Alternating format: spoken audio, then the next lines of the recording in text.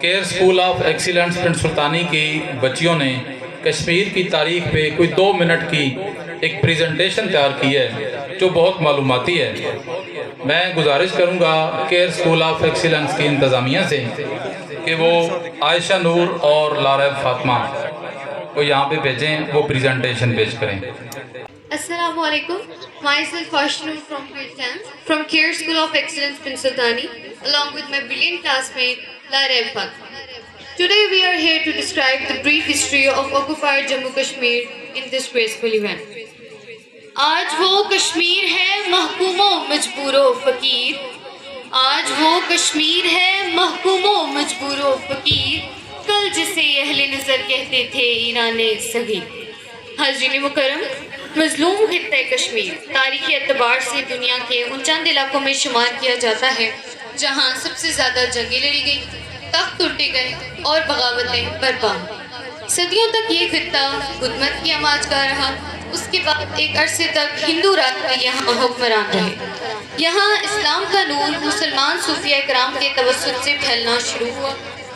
بلبل شاہ رحمۃ اللہ علیہ، میر سید علی حمدانی رحمۃ اللہ علیہ، شیخ حمزہ مختوم رحمۃ اللہ علیہ کے شاندار کردار اور درگاہ حضرت بل کی روحانی خدمات کی بدولت ہدایت اور صراط مستقیم کی چراغ کشمیر کے طول و عرض میں فروزاں ہوتے چلے گئے۔ 1339 میں شاہ میر کشمیر کے پہلے مسلمان حکمران بنے۔ 1586 میں مغلیہ سلطنت نے اپنی حدود کو کشمیر تک وسعت دی۔ 1752 میں افغانستان کے دورانی خاندان نے یہاں اپنی حکومت کا آغاز کیا، لیکن مسلمانوں کے اس طویل دور حکومت کا خاتمہ 1817 میں ہندو مہاراجہ رنجیت سنگھ کے ہاتھوں ہوا اور 1817 سے لے کر آج 5 فروری 2026 گزشتہ قریباً 209 سالوں سے کشمیر میں ظلم و جبر اور کفر و طاغوت کا راج چلا آ رہا ہے۔ اینگلو سکھ وار کے نتیجے میں 1846 میں معاہدہ امرتسر ہوا اور یہ علاقہ ہندو ڈوگرا راج کے زیر تسلط چلا گیا۔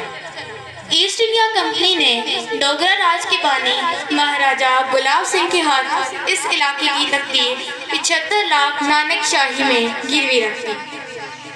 مہاراجہ گلاب سنگھ کا دور 1846 سے 1857 تک رہا اور اس کے بعد اگلا حکمران مہاراجہ برہمبیر سنگھ تھا جس کا دور 1857 سے 1885 تک رہا۔ اگلا حکمران مہاراجہ پارتو سنگھ تھا جس کا دور حکومت 1885 سے 1925 تک رہا اور آخری حکمران ہری سنگھ تھا جس کا دور حکومت 1925 سے تقسیم ہند یعنی 1947 تک رہا۔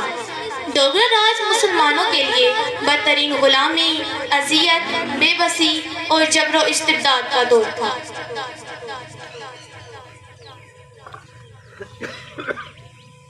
سامعین گرامی، ڈوگرا راج کے بعد مسلمانوں کی غلامی اور محکومی ایک نئے دور میں داخل ہو جاتی ہے جب سر ریڈکلف، تاج برطانیہ کے آخری وائسرائے لارڈ ماؤنٹ بیٹن اور جواہر لال نہرو کی باہمی ملی بھگت سے کشمیر کو تقسیم ہند کے غیر منصفانہ عمل کے ذریعے بھارت میں شامل کر دیا جاتا ہے۔ اس موقع پر جہاں ڈوگرا راج کا آخری تاجدار مہاراجہ ہری سنگھ بھارت نوازی اور مسلم دشمنی کا واضح ثبوت پیش کرتا ہے، وہاں ایک حریت پسند رہنما شیخ محمد عبداللہ جو نیشنل کانفرنس کے بانی تھے اور شیر کشمیر کے لقب سے جانے جاتے تھے اور جو ظالم ڈوگرا راج کے خلاف جد و جہد کرتے چلے آ رہے تھے، وہ ایک متنازع رخ اختیار کرتے ہوئے اس فیصلے کو تسلیم کرتے دکھائی دیتے ہیں۔ پھر اس کے بعد سردار محمد ابراہیم خان ایک مسلح تحریک کا آغاز کرتے ہیں، لیکن اقوام متحدہ کی دباؤ اور قراردادوں کا پاس کرتے ہوئے یہ اقدام روک دیا جاتا ہے۔ چنانچہ اس تقسیم کے نتیجے میں کشمیر کا ایک حصہ آزاد کشمیر کہلاتے ہوئے پاکستان کے زیر انتظام چلا جاتا ہے، جبکہ ایک حصہ بعد یہ جموں کشمیر اور لداخ بھارت کا حصہ بن جاتا ہے۔ حاضرین محترم، پھر ظلم کی اس طویل رات کا اگلا پہر شروع ہوتا ہے جس میں درندگی ہے، تشدد ہے، انسانی خون کی ارزانی ہے، انسانی حقوق کی پامالی ہے اور ظلم و بربریت کا یہ طویل اور تاریک سفر آج تک جاری ہے۔ حاضرین مکرم، 1947-48 سے لے کر آج تک اقوام متحدہ کی قراردادیں خاموش ہیں۔